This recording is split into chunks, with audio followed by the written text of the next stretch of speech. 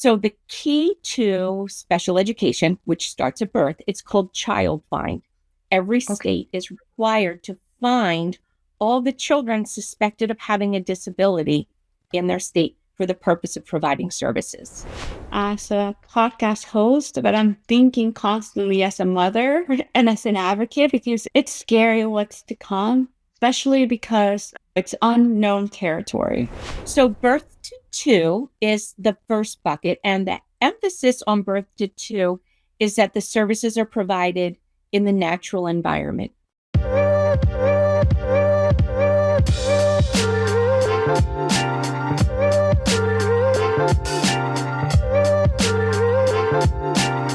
Hello, AGSAA allies and caregivers. You're listening to our podcast, The Rare Advocates, a caregiver-worthy and rare disease podcast brought to you by Aicardi-Goutieres Syndrome Advocacy Association, where we update you with the latest news, conversations around Aicardi-Goutieres Syndrome and rare diseases. My name is Betty, and I'm a mom volunteer, producer, and marketing director. But most importantly, my youngest one, Noah, was diagnosed with Aicardi-Goutieres Syndrome.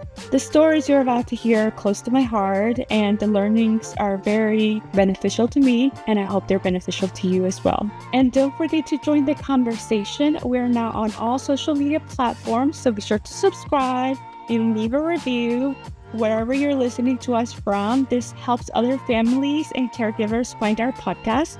We're thankful you're here, and we hope we can help you in this journey. Now let's take a brief moment and thank our podcast sponsor, Biogen. We extend our sincere gratitude to our valued sponsor for their generous support, enhancing the listener experience and helping us advocate for those affected with Aicardi-Goutieres Syndrome. Thank you. In today's podcast, we have Dr. Valerie Burnett, who is an educational consultant located in Pennsylvania. She earned her undergraduate degree in special education and has a master's in special education from Penn State. Her doctorate degree is in educational leadership from Immaculata University. Valerie taught special education for 16 years, including hearing supervisors, life skills support, and learning support classes. She has served in educational leadership positions for over 20 years, including supervisor of special education and director of pupil services and special education. She retired from public education to spend more time with her grandchildren and provide consultation services and special education. She enjoys biking, kayaking, volunteering in her community in her spare time. Well, today, Dr. Valerie Burnett is going to join me, so I'm going to go ahead and bring her onto the screen. Hi, Dr. Burnett. How are you doing? Just fine, Betty. It's nice to meet you.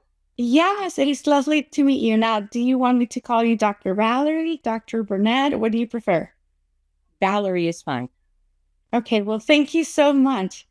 Now, I'm going to share a little bit to our audience who you are. You're not only an expert in this field, but you're also a grandma to a very special kiddo.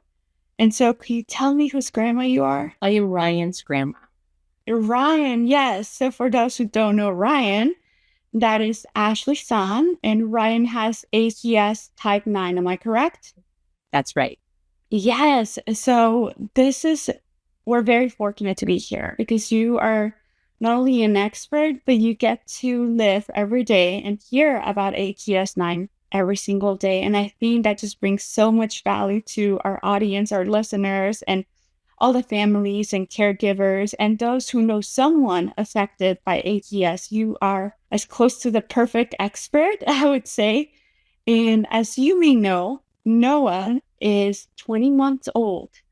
And this makes me a great candidate to learn about special education because I know very little. I want to say maybe I know 1% because I am very lost. And maybe a lot of people get lost. What do you think? It's easy. It's complicated. It's federal law. And the law was written to encompass a lot of disabilities and a large age range. And it was written by attorneys. Okay. So it's often difficult to navigate, which is why there are a lot of supports and advocates and resources for parents out there. And I'm hoping I can be one for this group. Yeah, so let's start at the beginning. And I'm going to use Noah as an example because I'm in Texas, and I also know every state varies and maybe every country varies. So for those who are listening, please do comment throughout the podcast where you're listening to us from and how is it similar and how is it different, because we would like to know, and maybe we can do a part 2 to this. But Noah is 20 months old. I didn't know about early childhood intervention. And I have to say these very, very slow, because I know sometimes it's called, early child ECI, and everyone starts throwing all these acronyms. And I'll be honest, I have to continuously look them up. So is early childhood intervention something that, when do we get access to it? Because no one told me about it until another mom told me about it. And is this like mandatory? So I'm going to let you take the lead. What is it? Who is it for? And when does it begin? Okay. There is a federal law, and it's had a lot of revisions, but it's the Individuals with Disabilities Education Act. And it covers, it's federal law, it covers special ed from birth to 21. So it starts with a process called child find, and every state is required to follow the federal law. Some states put their own twists on it, but whether it's federal or state law, whichever provides more rights and supports for the child, that's the law that takes precedent. So I'm coming from Pennsylvania. Special ed kind of started in Pennsylvania with the Pennsylvania ARC, the Park Decree in 1975. The state of Pennsylvania sued the federal government to make sure that special ed was mandated for all children. Up until then, it wasn't mandated. Kids with special needs didn't go to school, or parents had to fight really hard to get them little bits of it. Wow. So Pennsylvania generally goes above and beyond. So we follow the state regs. Most states just adopt the federal law. So the key to special education, which starts at birth, it's called child find. Every state is required to find all the children suspected of having a disability in their state for the purpose of providing services. So if your child is born with Down syndrome, day 2 in the hospital, you can reach out to your state and say, I need an early intervention evaluation so services can start as soon as possible. Because we know the earlier it starts, the better the impact is. And so would this be through a social worker, or who is supposed to tell me about it? That's a really interesting question, because in most states, it's divided up into 3 chunks. So early intervention, birth to 2, was usually supported by the State Department of Public Welfare or some state agency. And then children transition to 3 to 5 early intervention, and that's a little bit different. And that's usually a state agency, sometimes a school district, an intermediate unit. It depends on what your state education structure looks like. And then school age is kindergarten age to 21. So I'll get into some of the little differences, but no matter where you enter the system, as soon as you suspect your child has a disability, you reach out and ask for an evaluation, and they have to evaluate your child. So I actually have a list that I can share with you later. It's the state contact for every single one of the states and territories on where you can access early intervention in your state. So it's the direct contact for that. So I'd be happy to share that. Generally, hospital social workers should know this. Okay. Doctors should know this. States, have different levels of how they communicate to all the stakeholders in their states. So it's really important to know that if a child is suspected of having a disability, they have to do an evaluation to determine if that child meets the criteria for a disability, and then to talk about what services are available. And in early intervention, it's generally a 25% delay from typical children. So it's a very low threshold to get students and children the services they need. It's a little more defined at the school age level. Okay. And that was going to be my question, to what degree do they have to be disabled? Or, if it's going to be something that you're going to have to constantly advocate to get in. But what you're telling me, the low threshold, it just gives me a peace of mind, because I know Noah is very severe. So I wasn't sure how it was for the rest of the caregivers and family advocates. So this is good. Is there a really low threshold everywhere in every single state? Well, this is federal law. So Okay, yeah. that 25% delay is nationwide. So as long as they meet that in just one area, so it could be speech, it could be vision, it could be motor skills, it could be cognitive development, it could be a global developmental delay, it could be movement, physical therapy, it could be social. So any of those areas, there just has to be one area of a 25% delay for that child to be able to receive services to help remediate that delay. Yes. And you're already like opening my eyes and reminding me of the importance of really using the right words, because you keep saying delay. And I understand that not because you're delayed, it necessarily means you're disabled. And not because you're disabled, it doesn't necessarily mean that you have a severe diagnosis per se. So this is a really wide spectrum, and this is really good to know, because I'm assuming you can enter with, that threshold of delay and then potentially leave the program at one point. That's very typical. So there is a system set up, and I believe it's younger and early intervention. So children have to be reevaluated on a specific timeline sooner if parents ask for it. And if they've mastered, all their skills and they're no longer exhibiting a 25% delay, then those services can be terminated and the child can be watched and reevaluated later if things change. And a lot of times that's very typical. I have another grandson who is just delayed in speech only. So since he's been about 2 years old, he's been getting speech therapy and he's coming a long way. He's not close to being dismissed yet, but services have covered him from birth to 2 to 3 to 5, and will follow him as he transitions to kindergarten in another year. Wow, this is so important, because we're mentioning wide spectrum, but the services are there, and it's just a matter of, unfortunately, getting informed or having someone approach you. Sounds to me like it can be either or. Either you find about the services, or your pediatrician tells you about it, if it's just like an obvious, I guess, delay, or if it's a big diagnosis, that's when maybe at the hospital, like you mentioned, they would approach us and let us know about the services.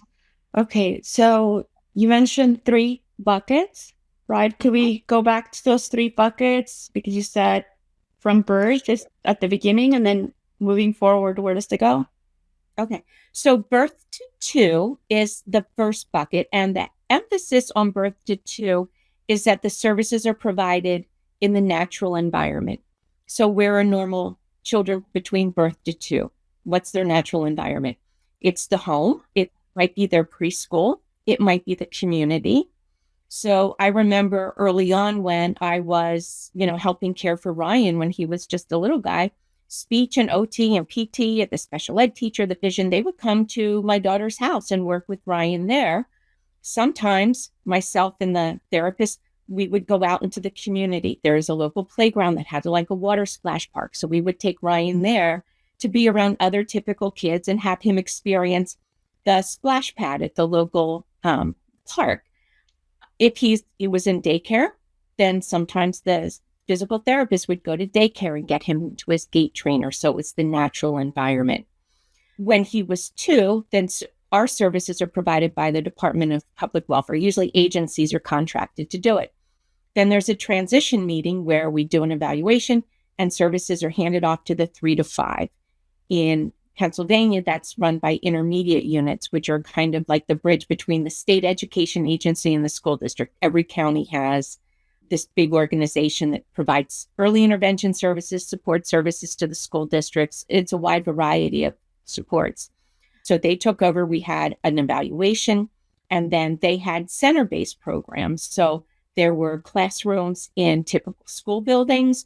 There were schools that had a lot of different kinds of classes for physical support, multiple disabilities, autistic support, just kids with global developmental delays. So we, worked with the intermediate unit to figure out what was the best setting for Ryan. And then they took over his care until he was 5. And then usually at 5, there's a transition to kindergarten, if your state has kindergarten, because in Pennsylvania, kindergarten is not mandatory for children, but most children do. But kids with special needs are entitled to that. And parents can also choose to keep their children in early intervention in Pennsylvania for an extra year, because a lot of parents just normally, if they have a young birthday, they want that extra year of maturity and age-appropriate skills for them before they move on to kindergarten. And then that's the school district that now it has a more academic feel to it. And all of the goals at school age are to help your child meet the needs of the curriculum and the school environment. So it starts out home, natural environment, becomes a little more school-like or preschool or daycare-like, and then it moves naturally to the school environment for 5 to 21. Yes. So going back to the second stage or second phase, where we start transitioning to an outside home environment, I guess it varies not only by state, by city.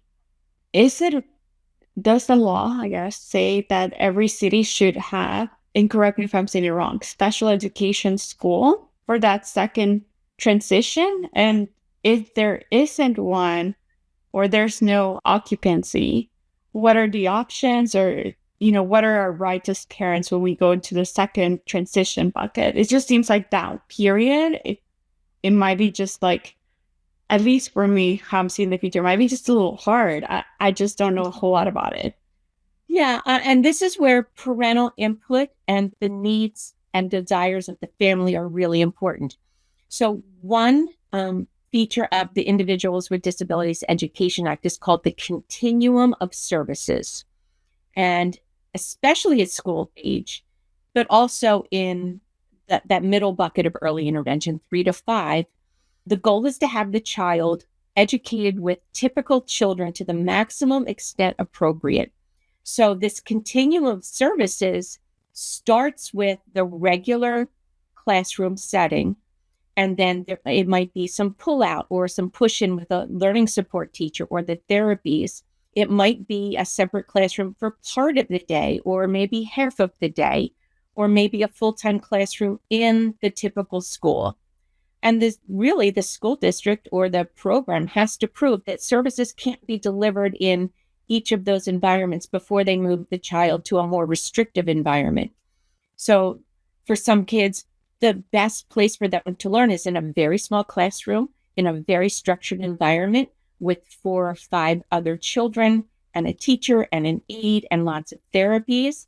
But that decision comes at the end of the IEP meeting, or in early intervention, call it the Individual Family Services Plan, and school age is called the Individualized Educational Program.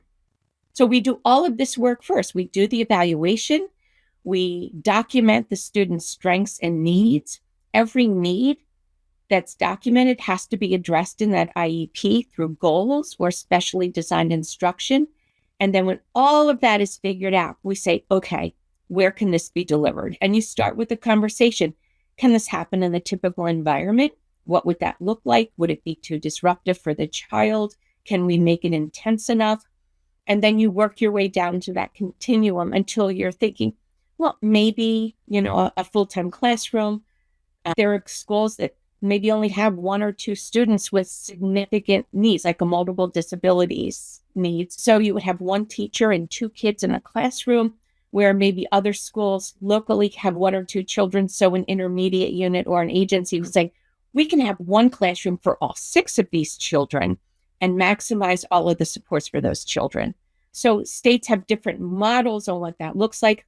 We have approved private schools in Pennsylvania, like the Devereaux Foundation. We have all different schools that specialize. We have Overbrook School for the Blind, the Scranton State School for the Deaf, that really do a remarkable job for those very low incident disabilities. But regardless of where you live, the schools and programs have to provide that continuum of services from the regular classroom all the way back down to instruction in the home. And some children need that teacher coming into their home because they are too medically fragile to leave their home. But that placement position always comes at the end of the meeting. We don't predetermine that. And parents always have significant input into what that looks like. Oh my goodness. I am listening as a podcast host, but I'm thinking constantly as a mother and as an advocate because it's scary what's to come, especially because it's unknown territory. It just sounds like we mentioned before in the podcast, AGS has a very wide spectrum, but it sounds like, for the most part, that's exactly what they have. You were just mentioning so much flexibility, so much adjustment, and that gives me a peace of mind, but it still worries me. You mentioned something that I've seen thrown a lot, and I want to go back to it a little bit, and that's an aid. I've heard a few AGS kids have an aid. What does an aid mean? And in the special education world, and who qualifies for it? Like, can you immediately ask for an aid? What is this? Okay. Wow. A lot of kids can have AIDS. Okay. I was the director of pupil services in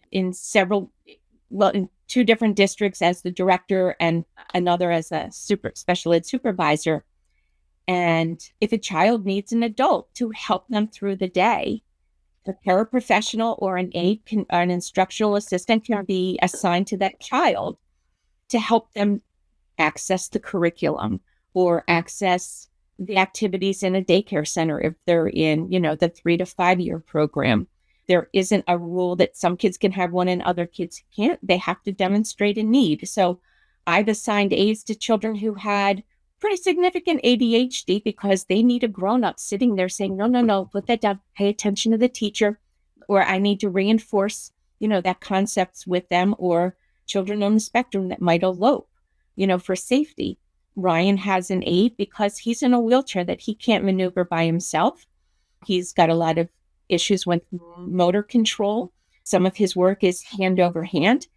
He speaks with a device. So somebody needs to be with him to help him access his device and make sure he has his voice at all times. He had aides that went to daycare with him because he needed a grown-up to keep him safe because little kids play on the floor and he couldn't be on the floor safely with other preschoolers running around. He needed someone to help him sit up to access reading time and circle time. Or if they were eating snacks, somebody has to help feed him. And now they're working to help him learn to scoop and use the fork himself. So it's a progression, but they also needed to provide care for him. He needed some diaper changing. When other kids were potty trained, he still needed that care.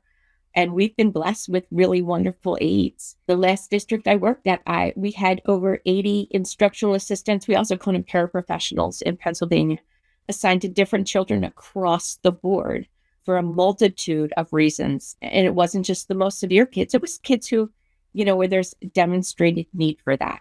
And that should be pretty clear in the evaluation. And that's an evaluation question. How much can he do independently with or without help? And some schools have one aide assigned to a child because of their needs. They need that consistency. We've also seen over the years that if a student has the same aide 2 or 3 years in a row, they kind of become codependent on each other. So it might be nice to have a different aide in the morning than in the afternoon, or a different aide on Monday or Tuesday. So the child can actually learn to process different requests from different people and respond and transfer and generalize. Okay, I can do my worksheet with Miss Mary, but, maybe when Mr. Joe is my aide, I need a little more prompting. So they learn to apply their skills across different settings and at different people. And that's a big deal. But if they need that help, districts can't say, well, we don't have the money or we don't have the staff. They might have to contract with another agency to find that staff, but not being able to fill that position or not saying they don't have the money to fund it is not a reason. If anybody ever says, well, we can't afford that, that is not a reason to not provide a service that's needed for a special education child. Yes. Oh my goodness. I'm learning so much, and I'm sure our audience is too. Now, I'm going to elaborate on that, and I want to learn it all and be prepared. And I think most of our audience is eagerly listening and taking notes down. So we have our special education teachers, and I'm assuming And they're just like regular teachers, but obviously they specialize in special education, and you can elaborate on this because I probably don't have the right terminology. And then you have the aid. So what kind of background do special education teachers have? And I think it's good to highlight these teachers, and it's good to just take a moment to learn about them, because as parents and caregivers, we can go in and feel more at ease. And you were saying that that's your area. You supervise them. So I would love to learn more about the background behind becoming a special education teacher as well as becoming an aide. So in certification rules do differ from state to state, but special education is its own area of certification. Many states prefer that teachers are certified to teach regular education and special education. When I was certified, I was just a special education teacher. I was not certified to teach regular education, but most of my classes were in that the regular ed foundation. And then we learned to adapt and modify and create and teach to all the different disability categories. So it might vary from state to state, but special education teachers have their own area of certification. And we work closely with the regular education teacher. We might co-teach, we might push into those classrooms. And that's fabulous because kids who don't quite qualify for special education can benefit from some of those same strategies. And it's more than, some people say, well, it's just good teaching. Well, it's more than that because we have intricate knowledge of the disabilities and the strategies, and sometimes it's behavior support and all the different areas of all the different disabilities, except for blind and deaf. Usually they're their own separate over and above certifications, at least in Pennsylvania, because they are so specialized. In Pennsylvania, instructional assistants or paraprofessionals have to have at least 2 years of college education. Okay. Or alternately, there are 10 modules of training and evaluation and testing that they have to do. But most of our aides have 2 years of college. And they have to have, in Pennsylvania, ongoing training every year. They have to have, so many hours of ongoing training. And in Pennsylvania, we also have to have 180 hours of training as teachers every 5 years. All teachers, all educators have to have those additional ongoing professional education courses. Wow. So it's not the crossing guard can't be crossing the kids and then come in to be the aide. It might be that case, but they would have to have that certification as the instructional assistant. So there's a lot that goes into knowing it, and they're integral because when Ryan goes to speech and he's working on his device, it's really important that his aide goes with him because that speech is fantastic, and however many hours he gets, that speech therapy, if it's 3 hours a week, but the rest of the time in school, that aide is the one helping him use that device and talk. So they're implementing those kind of therapeutic interventions, the related to speech, the OT, the PT. They're helping him use all of those across the day. So I love our related therapist providers, the OT, the PT, the speech, the vision, the physical therapy. But what they do is important all the time. So it's not just that magic hour that they're with them. We have to use that all the time. And I want to go back. So in early intervention, one of the key pieces of especially birth to 2 and 3 to 5 is that consult. So the speech therapist might pull your child for 45 minutes twice a week or 3 times a week, but they also have to provide consultative services to teach the parents and the caregivers and the school staff what they need to do in terms of that therapy that they're providing.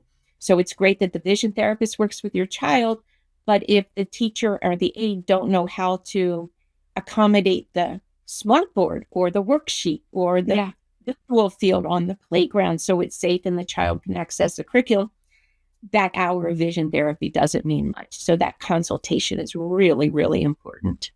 Yes, because it's part of the daily living. He is using all those skills and practices every single day for his everyday needs. One thing that I would love to continue learning on is we're talking about the environment in the classroom, the stakeholders, which is the parents advocating for their kids or the caregivers advocating for the kids, the kid being placed in the right classroom. Then we have also the teacher and the aides. And then a key piece that we have not talked about is the other kids, right? Sometimes the kid gets placed for, depending on where she qualifies, as you mentioned, with atypical kids.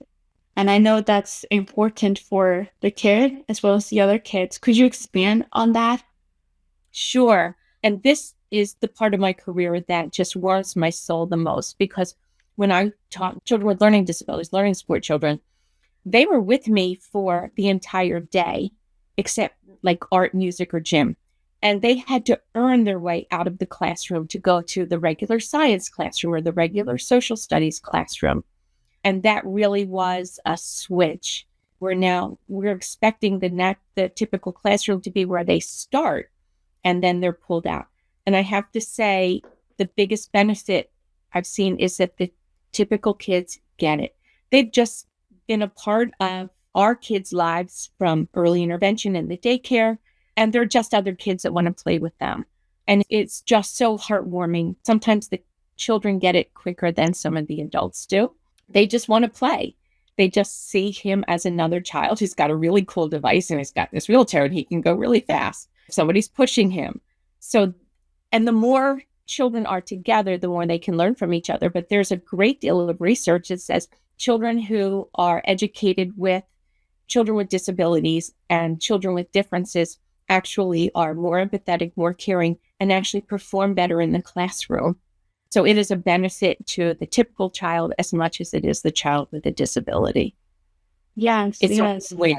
And that just hits home because I have another son who is older and he does not have AGS. And the love I see for his brother and how hard he really tries to understand what's going on, I just know that he's going to grow up and do amazing things. And I would love to see other kids be exposed to that, learn about Noah and expose them so they can grow by themselves. Like I haven't had almost anything to do with it. Yes, I help a little bit, but only to an extent. The love and the caring and sometimes the ways he tries to help them clap and talks to him like he can understand everything. That's just, I'm never going to forget that in my life. Sorry. And as he moves into, the next phase, he's with more typical children, Noah will have children who love him the same way, that want to play with him. Ryan gets invited to play dates. The kids from school will come and watch his therapeutic horseback riding lessons. That's opening up a world for him, and it has just made him a very, very happy child. Yes. And they just love him. So it's wonderful. So that is a big shift towards inclusive practices that wasn't always there. Exactly. And that these beautiful kids being born to the families, it just changes everyone's perspective. Like my son, my perspective, and I'm sure you as a grandma, how has it changed you, if you don't mind even sharing more, because you already came from knowing so much. So I would love to learn how that touched you, if you could just share a little bit, because for example, my mother-in-law listens to this. I have other family members that listen to this. So as a family member, what piece of advice do you have, or what perspective do you have to share to other family members that are not the direct caregiver? All right. I'm gonna go do a little segue way back to when I was a very new special education teacher. It was probably my first year of teaching, and I'm getting ready for the spring conferences, and I have a 6-month-old at home, and I'm writing up my notes to talk to each parent about my 25 children in my class. And I had this aha experience. I'm like, oh my goodness, these parents are entrusting me every day with the most important thing they have in their whole life. And that, kind of epiphany really changed how I thought. Over the years, as a special ed director and a special ed supervisor, I always took the law very, very seriously. My job wasn't to be the person who guarded the district resources. I had to be a good steward of taxpayer money, but I had to do it where I met the spirit of the law. Kids needed services, and that was my job, to make sure that they got the programs that they were entitled to that were appropriate for them. So I think I always had that empathy for parents. And when parents disagree, there were times we were in due process hearings or mediation or even federal court, but I never went without that empathy for the parents. When Ryan was born and birth to two was great, we had some hiccups, speed bumps along the road with the 3 to 5 early intervention. And now I could see it personally from the parents' perspective. And I was just like, it's not supposed to be this hard. I get why parents, after fighting maybe for, from birth to 5, they're coming to us at school age and they're already angry and upset and willing to do battle. And we're like, wait, we're not here to battle. We're here to figure out together what your child needs and what's the best way to do that. And for some parents, that was the first time, where they worked with public schools. I'd say, really? You're here to help me? It's not supposed to be a battle. And if you feel like you're battling, then there are resources for you that, can help you navigate this, whether it's an advocate or a parent support group or going above a special ed teacher's head to a special ed supervisor. Parental participation is key, and there are avenues and ways to get support. It's not supposed to be hard to get what you need for your child. You shouldn't have to fight. Yes. It's collaboration.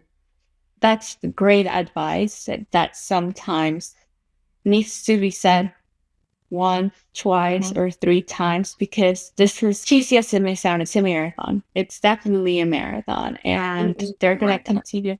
Yeah, they're going to continue to grow, and I'm assuming, I haven't experienced it yet, there'll be different age, there'll be different special education teachers, and who knows the frequency. One can assume it's going to change year to year. But if someone gets up and leaves because, their family has to move someplace else, then you're going to experience that frequency much more often. One can only hope that the school districts are taking care of those teachers so they don't leave as frequent, and they only leave when they have to leave, and they're happy and they're not leaving for other reasons. But teachers, they go on maternity leave. So it happens, but that's not necessarily devastating. You get a substitute special ed teacher in for those, 3 months or 4 months, and it's somebody who brings different tools into the classroom. So sometimes it's like, wow, we learned this way to do it. Now we have another tool to use that. And it can be an opportunity for your child to, again, learn to interact with another person, have another care person in their wheelhouse. And you might lose somebody who is just wonderful. They might move on. They might get transferred. It happens. There's yes. I guess I have to say this for myself, and I would just love to hear your perspective. Is there such a thing as advocating too much, advocating to the point that you decide you want to show up to the school a few times throughout the day, or want to have extra meetings? Is there a thing such as advocating too much? Like, to what extent is advocating too much? And if there's such a thing, because I get worried. Yeah. And I've had that experience with some parents where they wanted to come in every day, to the point where we couldn't run a classroom because the parent was dropping in. And most school districts have policy on parent visitors or any visitor into the school. And now with school safety, we really do try to keep it to the people who need to be there. There have been times that people have said, okay, well, my child's in private therapy, and can my therapist come in and observe and see what's going on in the classroom so we can address it in their home therapy? Yes, we can do that for a structured visit for 45 minutes or an hour. We can do it a couple times a year. Because of the confidentiality of the other kids in the room, you can't take pictures, you can't take notes, because we want to protect that too. And we want the teacher to be able to teach. And things are different when a mom or dad's sitting in the classroom. First of all, the child might behave differently. The other kids are like, why is that parent here? So it's not always a realistic setting. So I don't know that you can advocate too much, but it's how you advocate. If you have a nonverbal child, the rest of us, we say, how was your day? You get nothing. So yes, I need that daily email or that daily chart filled out so I know how my child's day was. So I can ask him questions so I know that the right responses are programmed into his device so I can touch base with him so we can expand his world by bridging the gap between home and school. So we don't want to be disruptive. We want to make sure we understand what the school's policy is. But if something doesn't feel right, then as a parent, you need to figure out what's going on. That's great advice. The how you advocate. I need to remember that it's how I advocate and how I present, I guess, my advocacy for my kid. Well, Wow. Yes. And I have parents that have been really, really demanding, and it was going to be their way or the highway. And then there are, and we can talk about this in a later podcast, like dispute resolution. We might have a facilitated IEP meeting where someone very well trained from the state comes into an IEP meeting and helps keep us on track and keeps the high level of emotion out of the meeting so we focus on what the child needs. There's mediation where a trained mediator can spend some time with us to figure out what each side wants and try to help us meet in the middle. And then there's more, legal processes if it comes to that. And most parents are wonderful partners with us. Every now and then you get someone said, well, my child needs to learn to interact in different social environments. So I want the district to pay for my child to learn how to line up and wait their turn at Disney World. Okay, that's not quite really what we're talking about, but realistic, we can work on criteria. We can work on community-based instruction. We can work on that skill, but we're not flying your family to Disney World. And that's an extreme example, but it happened. It happened. I believe that. And I really like what you're saying because I'm kind of hearing it as if like when there's a will for the right advocacy, there's a way. And, that's like, finding that extra resource to make sure that everyone who's involved, all parties involved have, conscious decision and they have a plan, that it is feasible, realistic, and the expectations are there, how they're going to measure success. And, all feelings aside, putting the kid first, right? And listening to the parents if what their concerns are and why they're expressing those concerns. And this is really good to hear because as parents go through this, we're learning. Like I said earlier in the podcast, we are entering the unknown territory, and we're also kind of relying on the experts that have many experiences to kind of guide us and make us feel like everything's going to be okay. And I know that's a lot on you, but I guess it comes with special education. It does.